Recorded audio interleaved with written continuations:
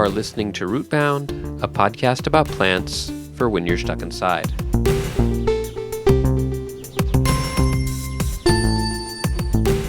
Rootbound gets sponsorship from straw-colored flat sedge.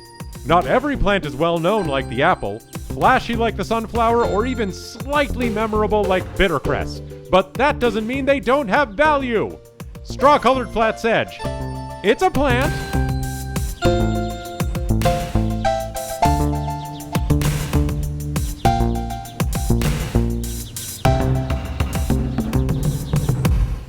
Hello everyone, thank you for listening to this episode of Rootbound. I am the host of this show, and my name is Steve. Rootbound is the podcast about plants for when you're stuck inside, and each week I invite a guest who joins me on the show to share with us all about a plant that means something to them, and then I share with a guest about a plant that means something to me, and through this process we can all learn more about plants and learn more about each other. It is the philosophy of Rootbound that everybody has at least one plant that is meaningful to them because plants are so integral to our lives as humans on this planet. Now, I don't want to spend too much time at the top of the show talking because we got a really jam-packed episode. We're going to talk with a guest about two plants that are both kind of misunderstood, at least in American culture, in kind of different ways. And we've got a few little musical interludes to intersperse among those, and it's going to be a really great episode. So let's just jump right in and meet our guest. No voy a volver a cortar las memorias de mis viejes. No voy a volver a blanquear las historias de mi abuelo. Hi, Anais. Thank you for joining me on this episode of Rootbound. Thank you so much for having me. Do you have a plant to share with us today? Yes, today I have the coca leaf to share with you guys. Wonderful. I'm very glad you're going to talk about this plant. I feel like this is a plant that is very misunderstood and is a very interesting plant. So let's just jump right into it. Tell me, why is the coca plant meaningful to you? Well, my late grandfather from my mother's side is from Cusco, Peru, which is one of the primary cities of the Inca Empire in the Andes, or was of the Inca Empire. And it is Cusco's at a super, super high altitude. I believe 3,000 meters above sea level. Wow. And so a lot of people, especially tourists, when we first go there, we will have altitude sickness. But also locals that leave the altitude go to Lima, for example, which is at sea level on the coast, and then return to Cusco, they will have altitude sickness. And so to ameliorate the situation, the local remedy for altitude sickness, or soroche, which is the word that locals use in Cusco and throughout the Andean region, is to chew coca leaves. And so basically you put a leaf in your mouth and you spit out the little tiny stem and you chew it on one side. You don't swallow the leaf, but you absorb, these are like dried coca leaves. You absorb the juice of the leaf, and you basically just keep adding different leaves until you have the juice in your mouth, and you swallow the juice, and that makes a bola. And the act of chewing it is called picchar or chakchar. And I think it's kind of an onomatopoeic word of the sound of the coca leaf makes inside of your mouth while you're chewing it, like picchar, chakchar. So this has saved me on multiple occasions in the Andes. And, of course, this plant has a bad rap because it is related to cocaine. But in used in I don't know, you're chewing 10 leaves, it's purely medicinal use, purely acclimating. You can also drink it as a tea. And, this is what they give all the tourists when they first arrive to Cusco. And it allows you to have a magical time there because it has a caffeine component. It's very energizing. And so usually you run out of breath because you're at such a high altitude. Taking 5 steps is a whole other level of effort than taking 5 steps at sea level.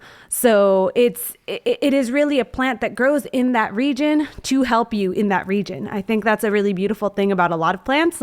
They're in the place that they need to be to help you with the things you need to survive in that environment. Wow, that's very well said.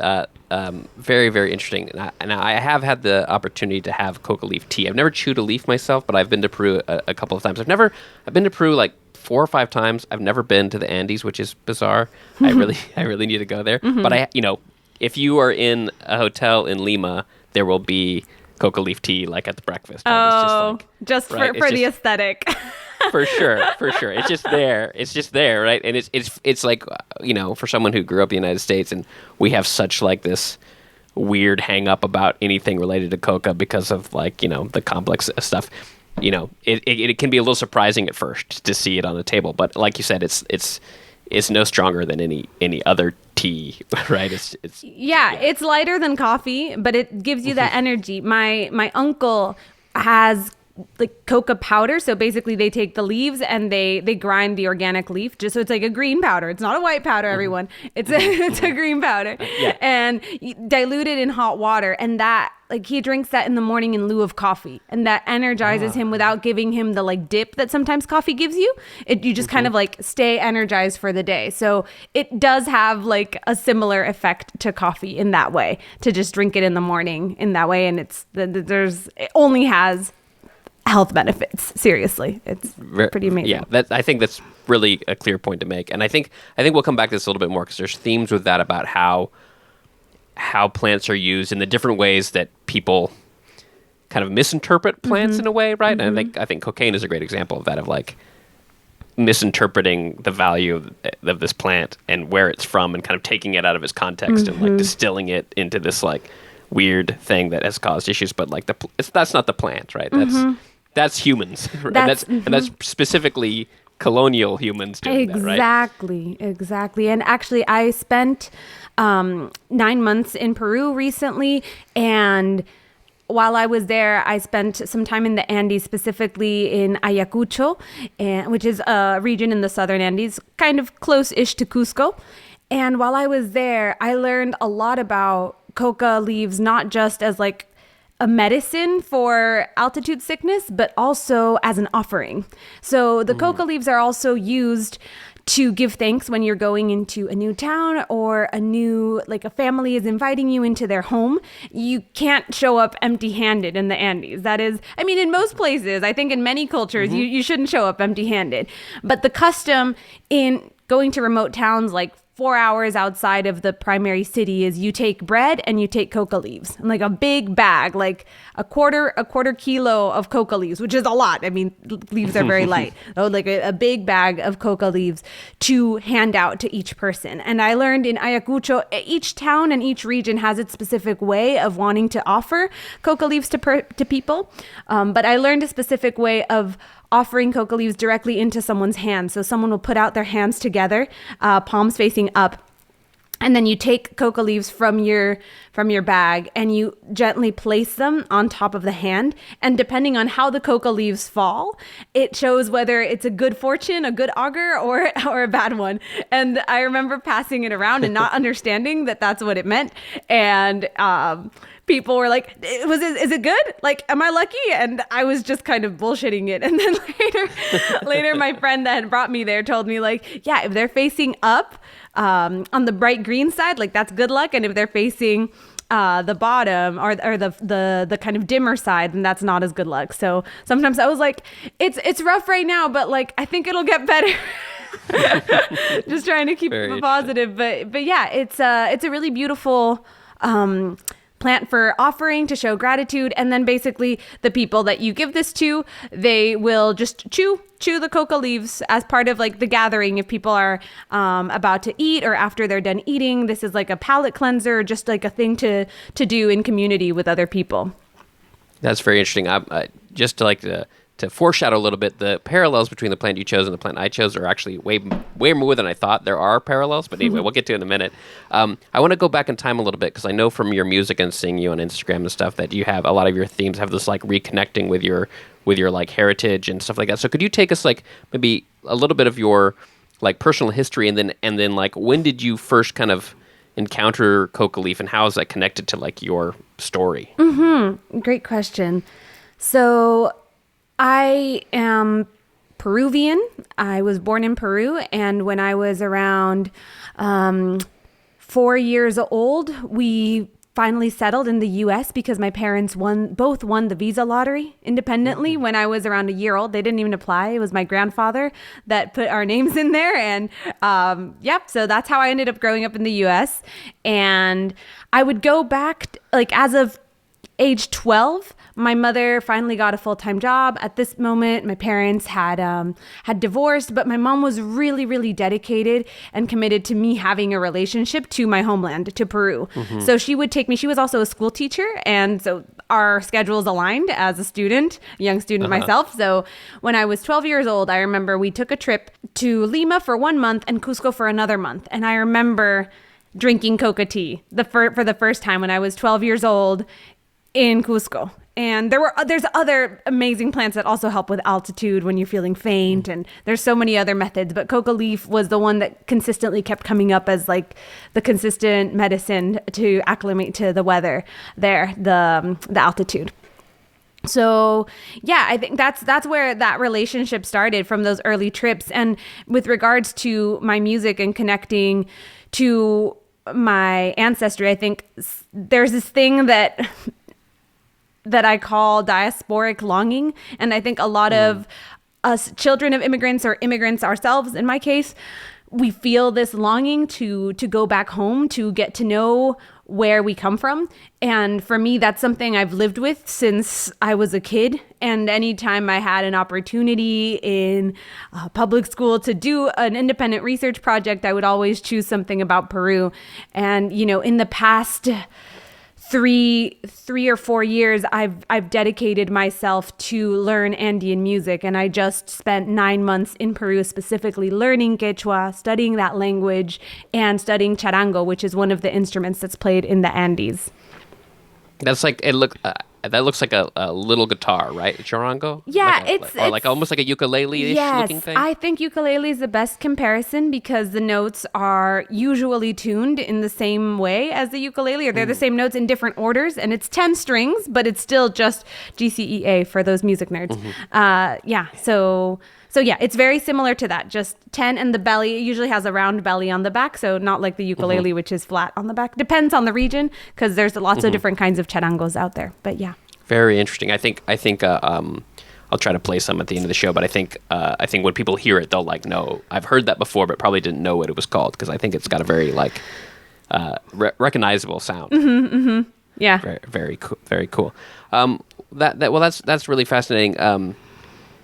So let's talk more about the plant itself. I don't know. Have you seen the plant? I sometimes think people see the product and not the plant itself. Have you encountered the plant? I have encountered piles of the leaves. Just so many leaves in the market. You'll see women selling it on their blankets, giant blankets with just heaps of coca leaves. I have honestly not seen the coca leaf grow from nature, but I've seen the leaves, and that's a really cool thing about this, when it's not sometimes there's certain plants where you consume the flower, or you consume a very specific part, and you don't consume the leaf of the plant. And so I think it's cool that this one, you have a relationship to the leaf.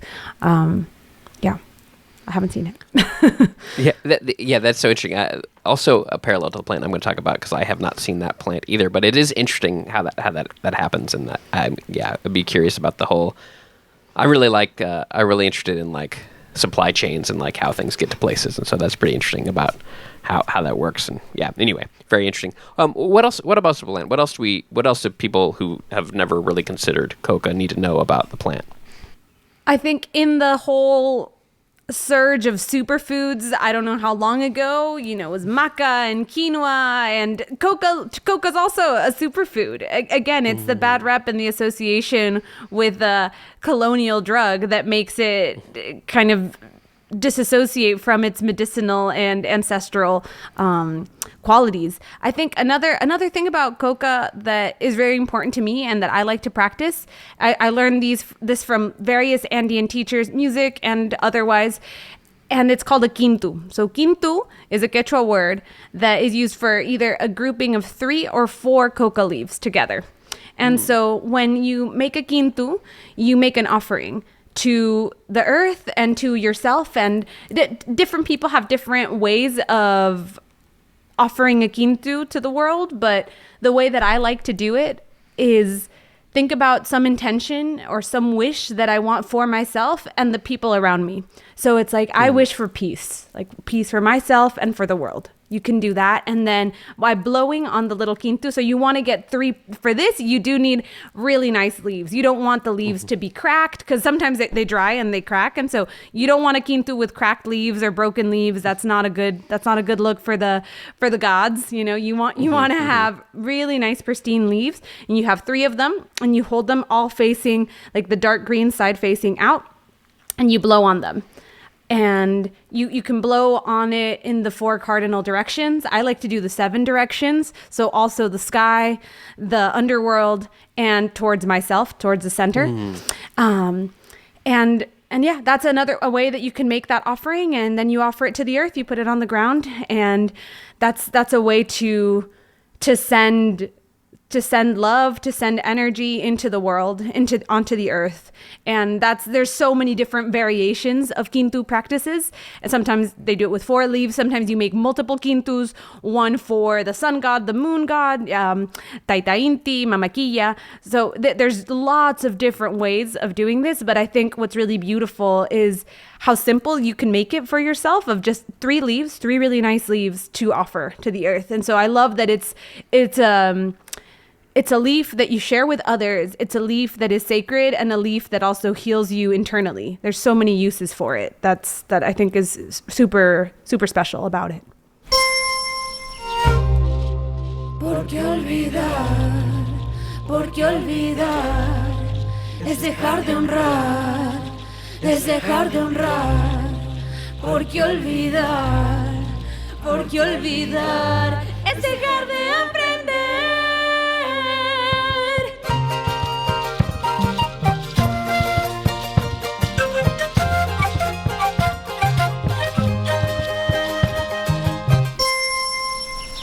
Thank you for sharing about coca with me. Do you mind if I share a plant with you? I'm so excited to hear about your plant.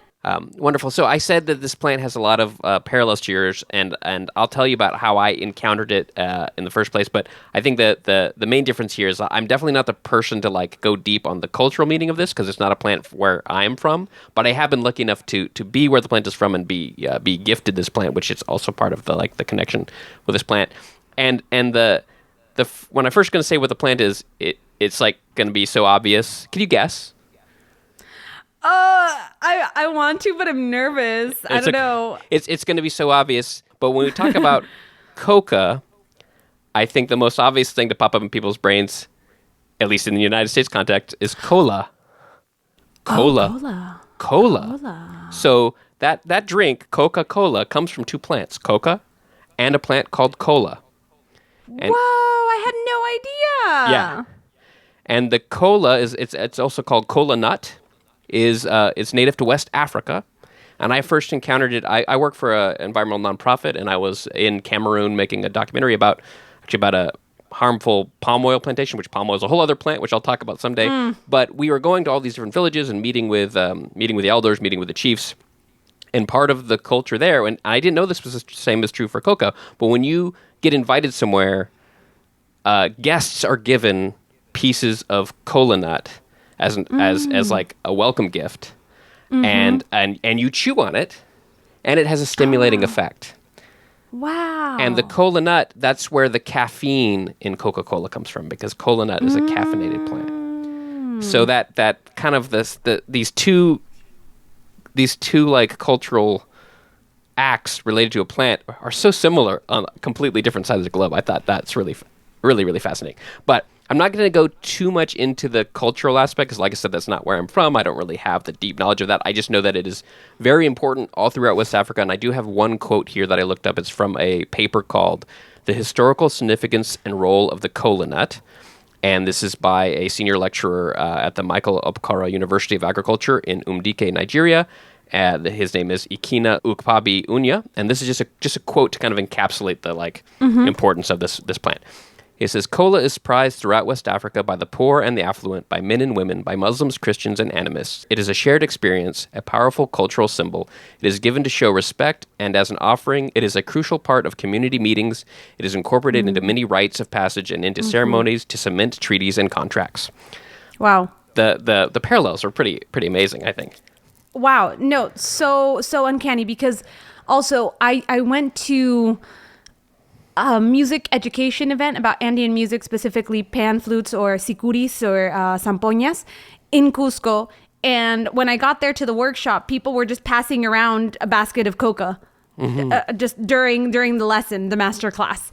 And that's so customary to, you're in a meeting, like, let's just pass around some coca. So let's talk a little bit about the plant itself. That's where I can go a little bit more in detail. This is a fascinating plant.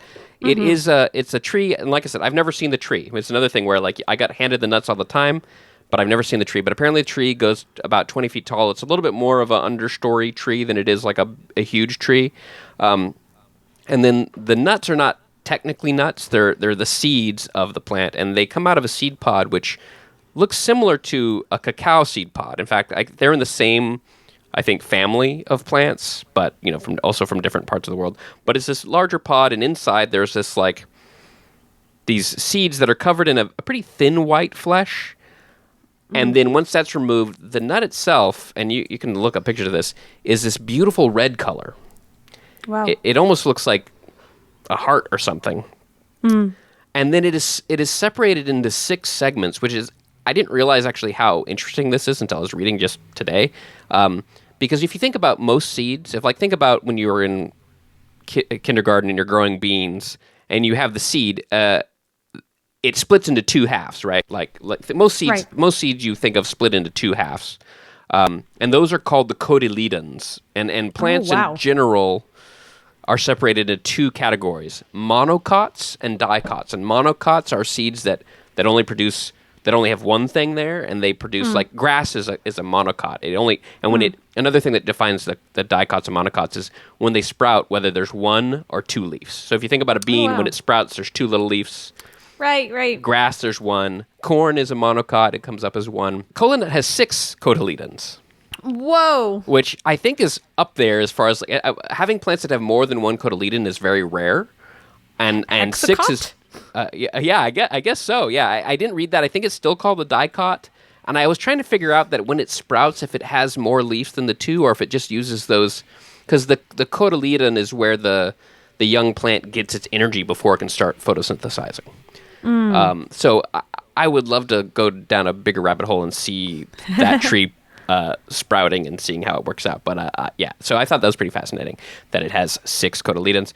And so when they hand it out, they split it, and it very just easily breaks up into these 6 little wedges, and then they, that's what you chew on, is a single wedge of it. And it's quite bitter, but it leaves kind of a sweet taste in your mouth a little bit. And it gives you that energy to keep going, and so it's kind of used as like chewing on it is kind of used like coffee as well. So those parallels are very, I didn't think about it that way. Wow. So let me go to a couple other things, and I'll go down a very interesting rabbit hole that is cool, and then we'll wrap this up. So while I was in Cameroon, I had 2 other kinds of cola, actually. So cola nut, that's like the legit real cola. But there's also something that's called, and the scientific name is Cola acuminata or Cola nitida. There's 2 plants that are both very similarly related, and the seeds are used almost interchangeably, is my understanding. And I think they're pretty hard to tell the difference if you're looking at the seed, unless you're like an expert. Are they both used in this kind of practice of greeting and getting and chewing that nut? Okay. Yeah, and I think they grow in similar ranges, and some. I think one of them I was reading is a little bit easier to cultivate than the other one, so one might be more likely cultivated, the other one a little bit more likely to be wild harvested. But even then, I think they're pretty interchangeable. Then there's another one though that's called Cola rostrata, and that one is known as monkey cola, which is funny. And that one I actually harvested from a tree. I was in like a small food forest, and it looks I think the seed pod looks similar, and when you open it up, it looks somewhat similar, except in this case, the fruit is edible and the seed is not. Whereas the cola, the cola plant, the fruit is really not anything to eat, but the seed is bigger and has the caffeine. The monkey cola has no caffeine, and but the fruit is quite tasty. I think I'm not sure why it's called monkey cola, but that's the name of it. And then the other one I is... guess the monkeys might want to eat the fruit. Maybe that's my guess. Yeah, the monkeys like the fruit. They don't want the bitter seed, I guess, but the humans want the nice seed and not the fruit. The fruit is still good. And then the other one is called bitter cola, which is a completely different genus. It's called Garcinia cola. And the seed looks very different. It looks more like an almond, but is also bitter. But the cola nut is also bitter, so I never quite got the difference between those two. They have similar purposes, but the bitter cola doesn't have any caffeine, and is, I think, a little bit more... It's more of just a snack. It doesn't have as much of a cultural connection as deep as the cola nut itself. But I had some of that as well, and it's also... If you don't mind things bitter, it's also fun to chew on, but it just doesn't have any caffeine as far as I understand. So I ran into those two colas, but I think those other two are like reference to the real cola, right? They're just like different kinds of cola. And that word cola is based off of, which I also think is cool about coca, is that isn't coca a Quechua word? Is that right? I believe so. Mm-hmm. So this is cool. I really love it when plants get to keep their like indigenous names. Like so often, like colonials rename stuff all the time, and so I like it when that name like sticks on through like what it is. And so that's the same is true with cola. And that name was went around the world, and the fact that we have colas, like a cola soft drink, that word comes from that West African word cola. And I'm going to get into that just one more second. But the last little thing I want to mention is that the cola nut has quite a high amount of caffeine, so it is like a really stimulant. But it also has theobromine, which is the main like beneficial chemical in cacao. So it has some of that as well. So some of like the way that chocolate kind of gives you a soothing feeling or whatever, that's from the theobromine, and cola nut has that as well. So those are like the two main ingredients of the cola nut, active ingredients, as you might say. But there's a lot of other stuff that gives it its flavor and its benefits. It's I think there's a tendency, and this is true with coca, in the colonial cultures to like distill things down to just one ingredient and like what the active ingredient is, but a plant has thousands of things in it, right? Or it's more than just that makes them not harmful, that makes them good for you because of all of the things that are there to support you, So here's the rabbit hole that I want to go through down, which I think that I'm much more qualified to talk about than the cultural aspects of the cola nut, and that is the bizarre history of Coca-Cola. Wow. I mean, I didn't even know cola was a plant until today. My mind is blown. I think lots of people didn't. I don't think I ever put it together really in my mind until someone started handing me cola nuts. And I was like, oh, wait. Oh, yeah. So, yeah, I don't think it's a very common knowledge.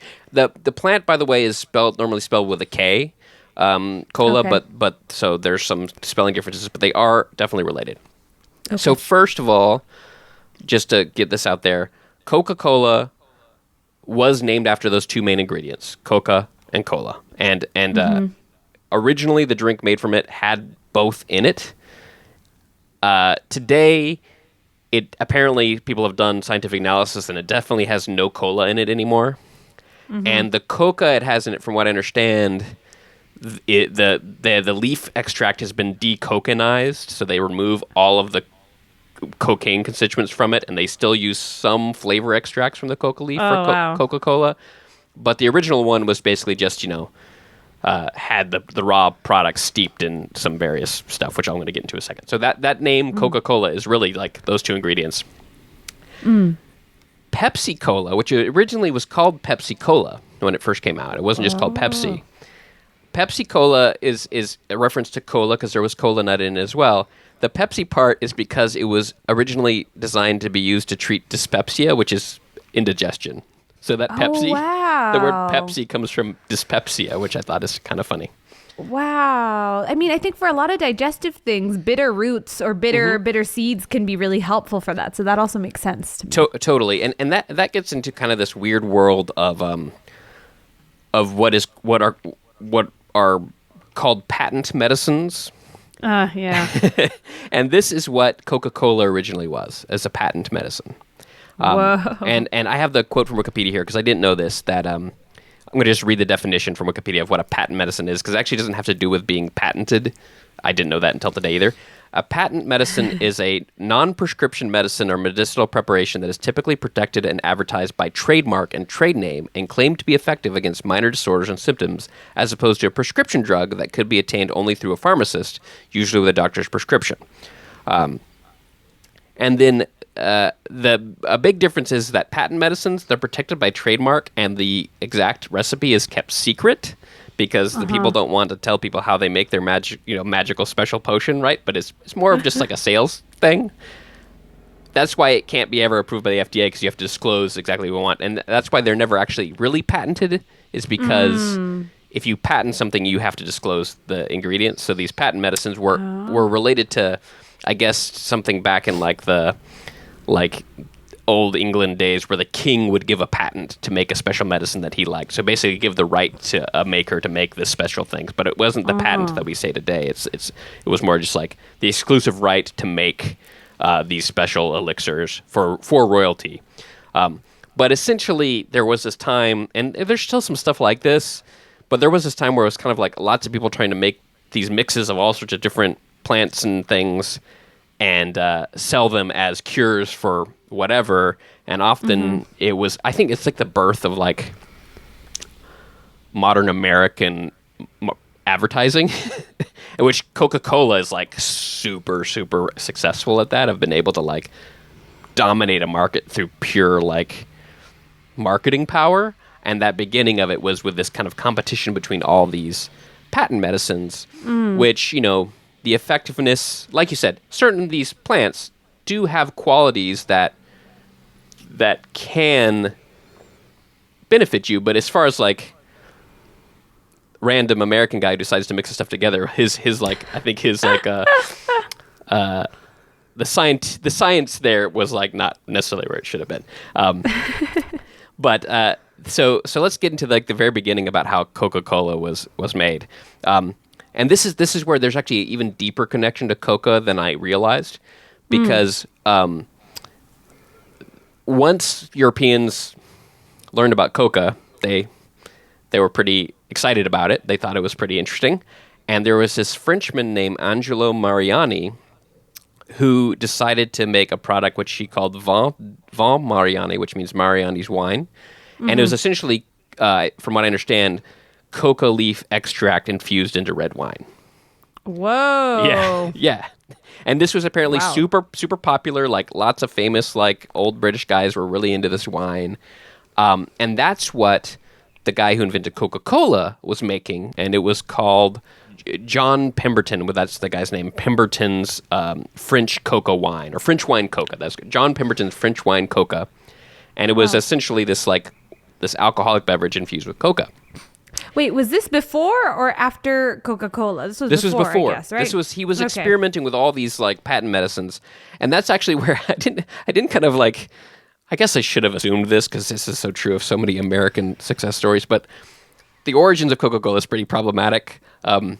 John Stith Pemberton, who invented this drink, was a morphine-addicted Civil War veteran and not from the good side. He had a saber wound from a battle, and after the war was over, he was struggling with morphine addiction for this, and he was trying to find something to ease his pain, but also like solve his morphine addiction, which he never actually got over. He actually died, I think, of that, essentially. Wow. But he was experimenting with all of these different concoctions, and here's a quote from Wikipedia, which I think just speaks to kind of the maybe problematic aspect of it. It says, with public concern about drug addiction, depression, and alcoholism among war veterans, and neurasthenia, which is a weird word, among, quote, highly strung Southern women, Pemberton's quote-unquote medicine was advertised as particularly beneficial for, quote, ladies and all those whose sedentary employment causes nervous prostration. So that was what the original idea was like, it was not just a tasty thing that you would drink, at a party. It was medicinal, quote-unquote medicinal. Yes, but to solve problems, some of those legit problems, and some of them very, misogynistic-based problems. But then what happened is he was making this Pemberton's French wine Coca, and it was very popular. But then Atlanta, which is where Coca-Cola is from, is where he was from, and a couple surrounding counties passed a temperance law, and alcohol was banned. And so he scrambled to make an alcohol-free alternative, and that's how Coca-Cola was born. Oh, wow. Yeah. Wow. And now I'm curious, like, where did he get the cola from? Did he just take a quick trip over to...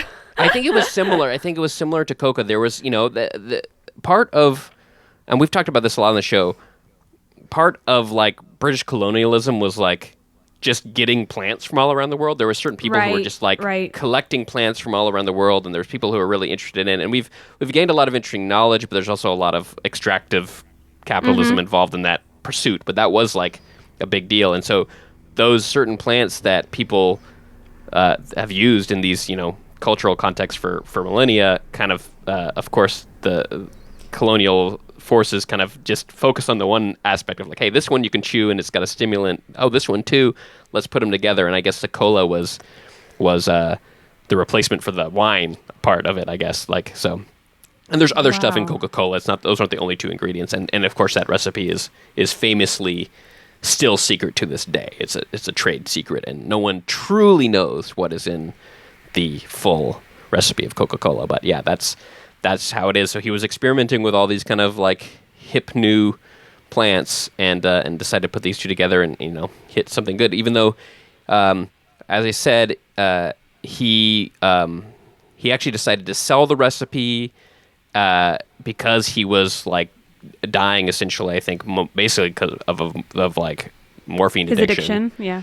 And he wanted to leave some to his son, like a portion of it to his son, because he thought it really was going to be a big deal. But his son just wanted to sell it as well, and his son actually ended up dying not too long later. I forget what, some illness. But ultimately, the guy who invented it and his family, they sold it for $300 at the time, which is even at the time it was like less than $10,000 today. So that worldwide thing was kind of not benefited by the original creators. But yeah, I thought that was a pretty interesting. Lots of twists and turns in the creation of this drink of infusing together this, like, South American and African plants, and kind of doing. It's a less extreme version, I think, of what colonialism did to coca with cocaine, right? It's like extracting that one aspect of it and then marketing it. And of course, cocaine is much more damaging than Coca-Cola, but Coca-Cola is not the best thing in the world for people, right? But it's that that same story happens to tobacco. That happens over and over again. Just like right. It's like it's kind of the bastardization of the qualities of a plant, right? Yeah, it's also, like, I think a common thread in all of these is, like, taking the ritual out of the plant.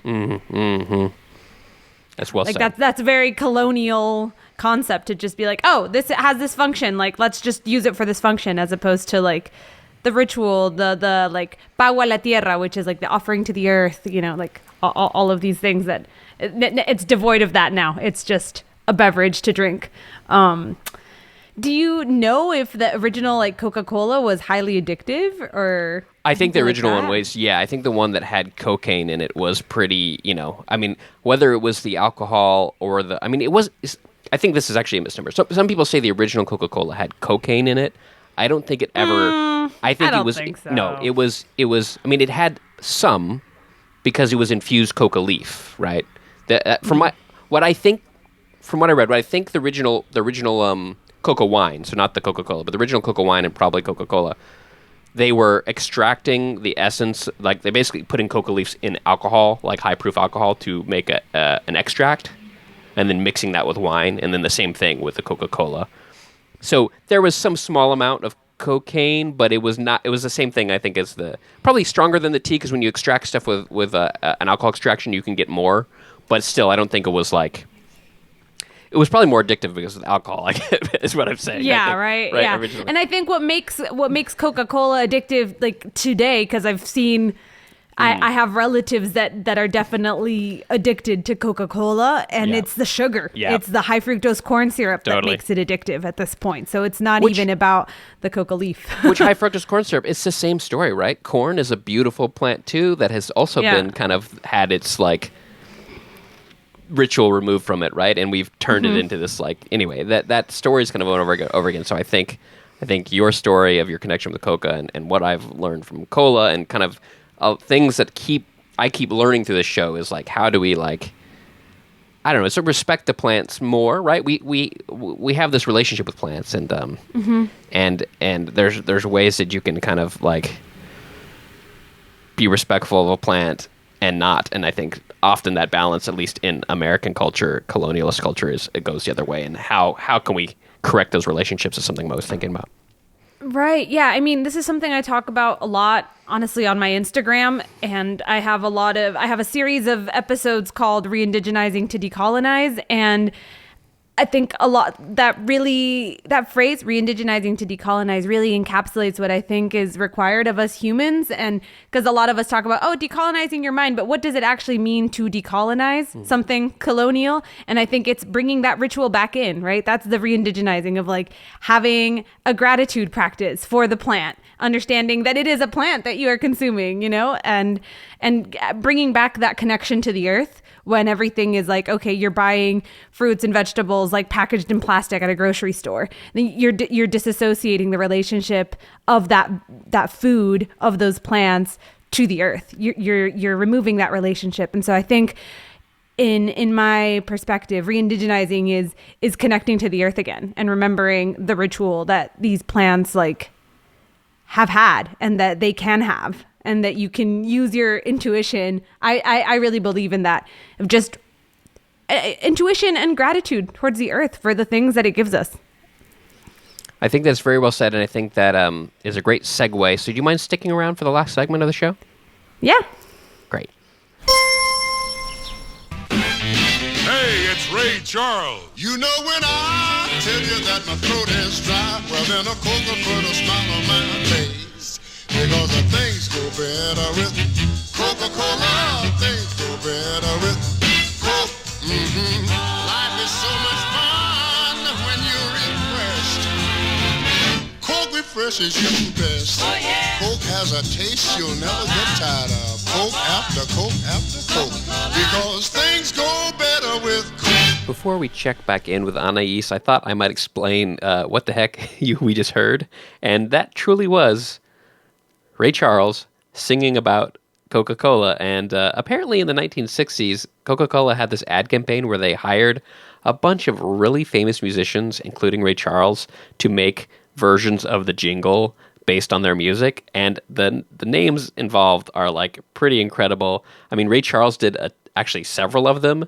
And in fact, here's another example of that. For the first time, Ray Charles and Aretha Franklin. When you find your worried mind needs easing,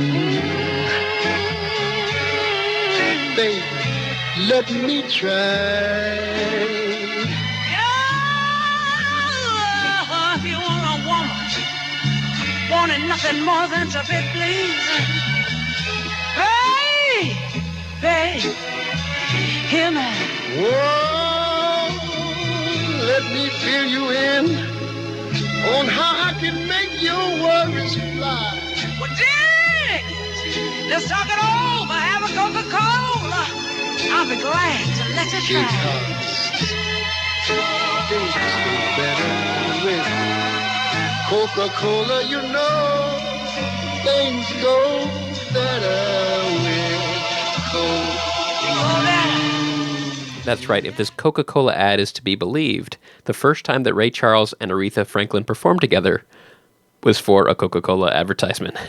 I thought that was pretty interesting. This ad campaign had musicians like the Everly Brothers, Tom Jones, The Fifth Dimension, Roy Orbison, the Shirelles. The list goes on and on. It's very impressive. And so before we check back in with Anais, I thought I would play one more of these little jingles, which is my favorite out of all the ones I listen to, which is by Gladys Knight. and the Pips. I've heard about it, now I want to know about it. About a half a mile down the road. There's a swinging place owned by a cat named Joe. It's got a neon sound up front that says Coca Kola. With music blasting loud from an old Victrola. Yes, I've heard about it, now I want to know about it. They say all the latest dances started at Joe's. And if you want to be in with the in crowd, go to Joe's. The best dancers in town crowd the floor, while others scooting, drinking coke. To keep the dancers going, they keep the coke flowing. The crowd keeps growing and the beat keeps going. They all keep going that coke. Whoa! Things go better with Coca-Cola. Things go better. Gladys Knight and the Pips with a soul full of Coca-Cola. Okay, we're back with Anais, and I just want to use this last segment of the show to talk a little bit more about your music, and I think your music has a lot of connections, both indirect and direct, to plants, and so tell us a little bit about your music, and then let's maybe specifically talk about a new song that you've just released. Yeah, so my music is always about healing. I say that music is a byproduct of my existence. I use my music to process things that are happening to myself, and I decide to share it because whenever there's people that resonate with my story, my feelings, and the way I process hard feelings like anxiety or just like devastation at world crises, and people feel seen and heard by that and inspired. I hope my music is uplifting to people. So right now with this new song that's coming out in time for summer solstice season, this song is called I Come From, and I wrote it originally in this mind place before I had the words for it. It was this mind place of re-indigenizing to decolonize. I was in Kendall Square in Cambridge, Massachusetts, walking around, and there were just lots of buildings around me, and I felt completely disconnected from nature. And I also felt very frazzled. I was running around from place to place like all day. And the mantra kind of came to me in as a download in English, like, I come from the mountains, I come from the sea, I come from the desert, I come from the trees, as a way to remind myself that I do come from nature, that underneath me is earth. Even though everything is covered in asphalt and concrete, even that, there's rocks in that, there's minerals. I am one with nature. And ultimately, over time, I made a version with vocal loops, which is a practice I do a lot. I think it helps me get into a meditative state when I want to really cement an idea for myself. Like, that's the power of a mantra, right? A repetitive phrase or an affirmation, right? You say it until you believe it. And so I started saying this in English, and then I made a translation into Spanish and found that it filled the same amount of syllables. And as I was learning Quechua over the past year or so, I translated the lyrics into Quechua as well. And so I was able to create this mantra to connect me to the earth, especially for me as someone that lives in cities most of the time. Right now I'm in Los Angeles. It's a pretty big city. And so a way to always reconnect to earth, and doing it in those three languages to honor the places that I come. My honor the colonial heritage from my Spanish ancestors, honor the indigenous heritage of my Quechua ancestors, and honor that I am a settler in the US as well, and the English there. So honoring these identities, and that ultimately I am a part of the earth. So that is the kind of story of that song. And I think a lot of the music, even if it talks about more mental health specific things or political subjects, it does ultimately have to do with grounding, finding a grounding, and that can often be with the earth, with the plants, in communion and in ritual with Pachamama, with Mother Earth. Wonderful. Well, I think that really wraps it up really well. I think if it's okay with you, we'll just play that song to end the show. That sounds great. Thank you so much. All right. Can you just introduce it for us? This song is called I Come From, and here it is. Urho mantakani hocha mantapas aho pampa manta sacha manta pas urjo manta kani hocha manta pas ajo pampa manta sacha manta pas. Vengo de montañas, yo vengo del mar, vengo del desierto y de árboles. Vengo de montañas, yo came from the sea. Vengo from the desert, I came from the trees. I go from the mountains, I came from the stars. I go from the seas, I came from the trees. I go from the mountains, I came from the stars. I go from the desert, I came from the trees. I come from the mountains, I jump from the sea. I come from the desert, y de árboles. Vengo de montañas, yo llamo the stars. Vengo from the mountains, I jump from the trees. I go from the mountains, I jump from the stars. I go from the desert, I jump from the trees.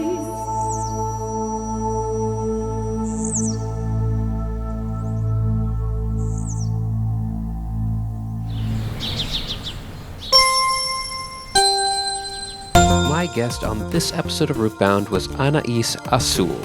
Anais is a musician, composer, and educator. You can learn more about Anais on their website, anaisazul.com, and you can listen to all of their music on the streaming platform of your choice, including I Come From, which was just released on the summer solstice, and the song we heard in some of the bumper music in this episode, which was called Trenzando. If you like Rootbound and you want to help support the show, visit rootboundpodcast.com/support to find the ways you can help out, including just telling a friend. Rootbound is hosted by Steve Ellington. That's me. You know, my new motto is, things go better with plants. Music by Christian Kriegesgota. Fake ads by David Lonnie. Rootbound is a podcast about plants for when you're stuck inside, but if you can go outside, take a moment to contemplate where you truly come from. Find your peace and grace near the straw-colored flat sedge.